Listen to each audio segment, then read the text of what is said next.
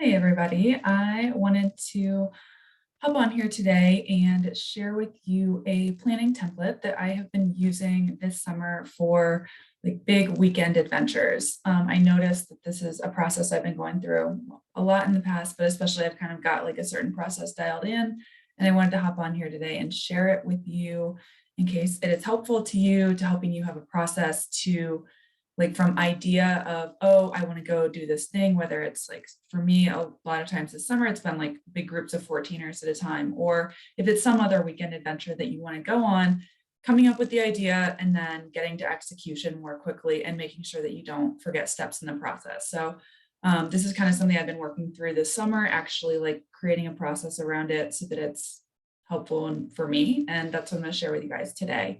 I'm sharing this now, it's pertinent for me because I just got back from doing the Wilson group this past weekend. So today is a Sunday, no, today is a Monday.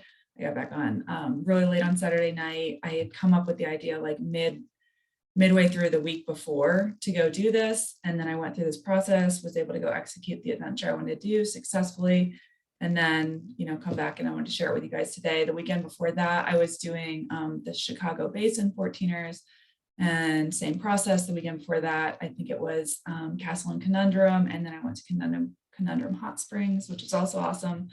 So I am going to share my screen and just walk you through the template I use. And again, my intention is that you will be able to either, whether you want to replicate this exact template or not, obviously is up to you, but just to give you an idea of some of the things that I'm thinking about to get out there. And hopefully this gives you some ideas for things to think about as you're planning big weekend adventures, or obviously it doesn't have to be a weekend. You could use this for longer adventures. It's not really meant for like a through hike or anything like that. It's not that detailed, but if it's a multi-day adventure, something of that sort, usually this is like a 2, 3, 4 day adventure type thing that I'll use something sort of simplistic like this just to get me out the door.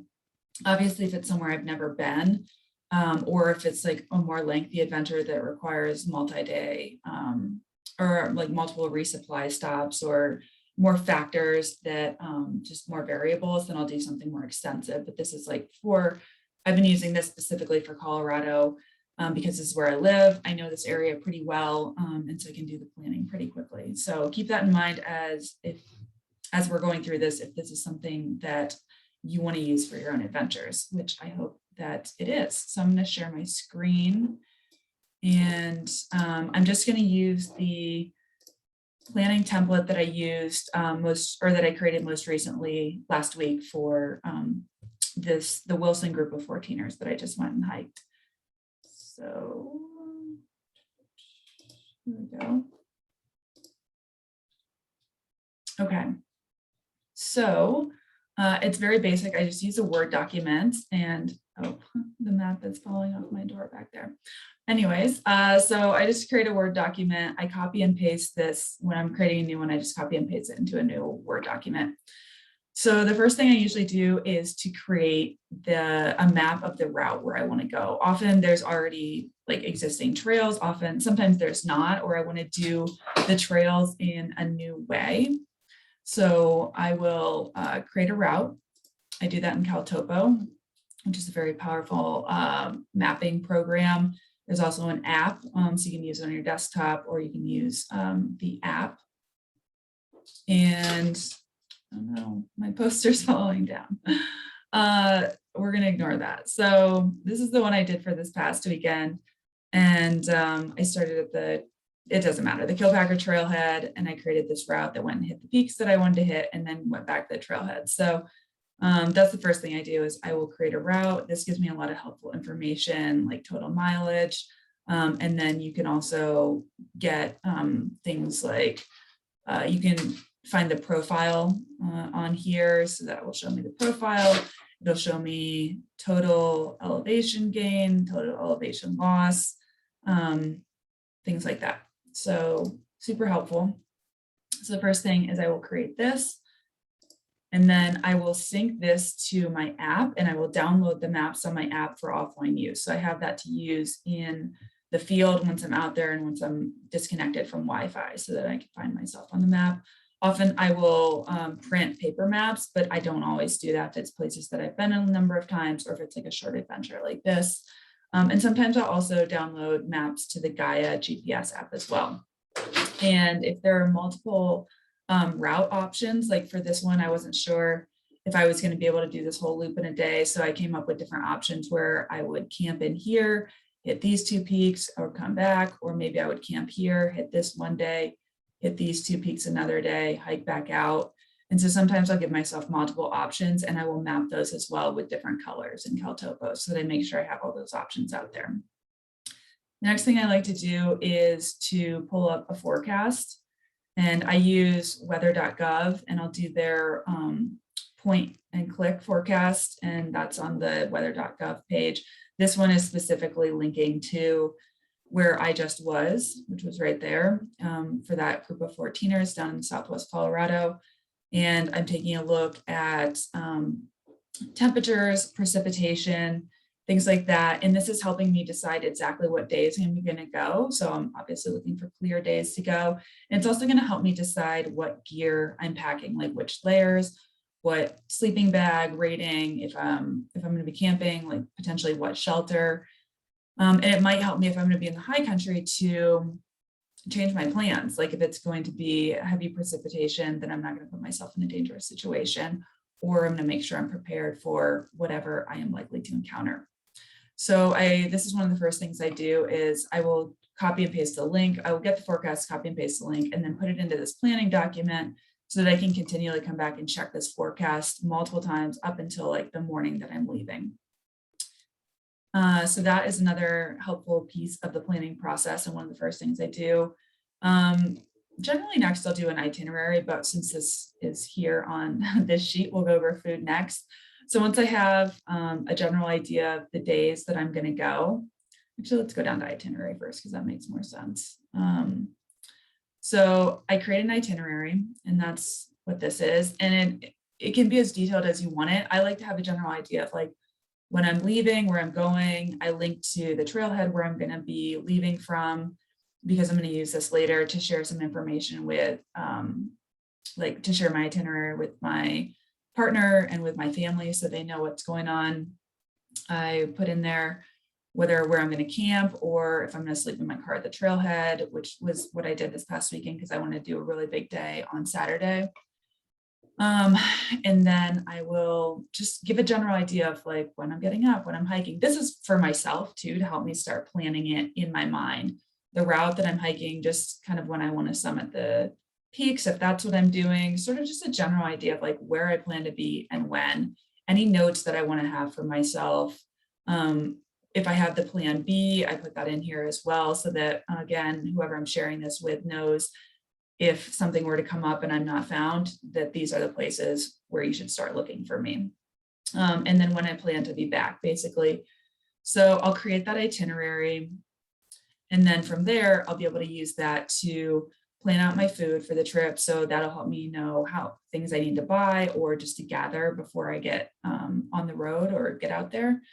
So for this, I'll just jot down some notes of like, these just happen to be things I either had on hand or was gonna, are things that I commonly get. And then for the day that I'm gonna actually be out in the backcountry, I'll just do a rough estimate of calories so that I know that I have what I need, but I'm not taking too much. I've done several posts and videos about how to figure that stuff out. So you can check back through like my blog or my YouTube channel for some of those. But that's what I'll do for food. And then from that, I will just make a list on my phone of things that I need to buy. And then this will help me with like packing when it gets to that point. So I'll do that. And then I will write a little gear list and pack my gear. So again, I'll check the forecast. I'll think about any specialty items that I might need for this trip based on the conditions or the forecast. So for this one, I was going to be on some peaks where there would be rockfall or potentially be rockfall or people that might be above me. So I wanted to have my helmet. I didn't take micro spikes on this one, but that might be an example of like specialty items. I made other notes that like, I want to make sure I have like my day pack to do the summits with, the new shoes that I wanted to wear, day clothes to change into afterwards, anything like that. And I have a gear list, something like this that I have for different trips, like my CDT gear list, Great Basin Trail. So I will either make a new one for this trip if it's somewhere I've never been, or I'll pull one up from a place with similar conditions and I'll make decisions based on that. So you can just see an example of that right here. And this is also what I use as like my packing list. So I will tailor that to whatever trip that I'm doing, and I will use that as the list that I use when I actually start packing, just to make sure I don't forget anything. The next thing I do is pull up some directions to the trailhead, take a screenshot of that, make sure it's on my phone, because almost anywhere that I'm going, I'm going to lose service generally. So I want to make sure that I have that on my phone already. And so that I have an idea of how hard it's going to be to get to the trailhead, because a lot of these are on roads that just are pretty rugged. So I just want to make sure my car is going to be able to get there and what the conditions might be like. Checking the route conditions is another thing that I do. Sometimes it occurs, usually it's earlier, like when I'm before I do my gear list. And that the route conditions, I will pull that from like route reports. For example, with these 14ers I've been doing, I will pull them from route reports on 14ers.com or elsewhere. I will again look at the weather forecast for an idea of what the route conditions might be like. And then I will also check this National Center for Environmental Information and pull up one of these maps and look at some of like I usually look at like the monthly normals for an idea of what sort of climate conditions to expect. And then, that gives me a broad idea. And then I'll use the forecast for like more specifics. So this is just something I also like to check as part of the process. But I don't do that 100% of the time. It's just an additional source of information. I will also pull up, so this again was for that Wilson group, 14ers.com is where I'll get a lot of that information. If I'm not doing 14er, then I'll pull up other route information and I'll find sources for that online. I will take screenshots of the route. I will take screenshots of like photos of the route, as well as like any route descriptions of any of the tricky parts on the route. I'll read trip reports. And if I think there's something helpful in there, like they're talking about a certain way to get across a traverse or a certain direction to go that might be easier or more difficult, or just things like certain landmarks to look out for, things like that, I will use that information if this exists for whatever I'm doing. So this example specifically was for this group of 14ers. So there's a lot of information about that. Sometimes you'll be doing a route where not all this information exists. So you just pull together what you can. And obviously if it's something that is not a commonly hiked route, or there's not a lot of information about, I will do a lot more research. But for some of these things where there's a lot of information that already exists out there, obviously it's a lot easier, and I'm just pulling it together and studying it. And so another part of that, checking the route research for this one, was the Jerry Roach book that I have on the 14ers routes. And so I will, if there's anything, like if it's a particularly tricky one, I will screenshot those route descriptions to my phone as well, just so once I'm out there, I have all the information that I need. The next thing I do is I send my itinerary to my partner and to my family. And this just, honestly, it's just I copy and paste this same email. I change the route info. I change like the itinerary that's in there. I let them know when I'm going to be checking in from my Garmin InReach. I send on the peaks, sending a ping out on the peaks. And then I let them know if I'm not home by a certain day and time, here's the ranger station and the ranger to be contacting in that case. Once I do that, I make sure I have this actual document on my phone for offline use, just in case I want to use it or reference it. And then just other little things I do. I foam roll the night before, I stretch, take care of my body. And then on the way, I just make sure to charge my phone up, or I take my external battery with me if it's going to be a longer trip. But if it's just like a couple of days, usually I get by on one charge. So I'm going to stop sharing. And I hope that was helpful to you. Hopefully it gave you just an idea of how you might create a similar template for yourself. And again, this really helps me to just get out the door more quickly instead of having to recreate the same thing each time. And it helps me to not forget the things that I want to make sure I have with me in terms of gear, food, route information, all those details that just get jumbled up in your head if you don't write them down, or at least that's the case for me. So yes, feel free to use the planning template. I hope this is helpful to you. If you want more information about like skill sets in terms of how to get there, get out there, like healthy, I have the Adventure Ready. It's like a holistic health, get yourself ready to go adventure type course. It covers how to train, how to prepare yourself, like get yourself in the best health with your nutrition, with gut health, with sleep, that kind of thing. That's Adventure Ready. I have a navigation course that I created with Heather Anderson that also is a great one for like the foundations of learning how to navigate.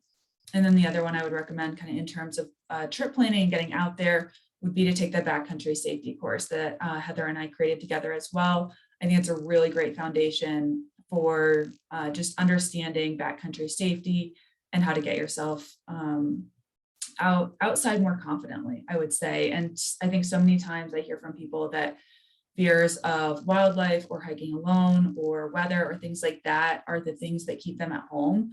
And I just think that's so unfortunate because we all want to be out there adventuring, or you probably wouldn't be watching this if you didn't. So that course really walks you through how to lay the foundations of just knowing what to be thinking about and preparing yourself to be out there safely. So that's the backcountry safety course. All of those you can find via my website, katiegerber.com. It'll lead you to my Teachable site, which is where all my online courses live.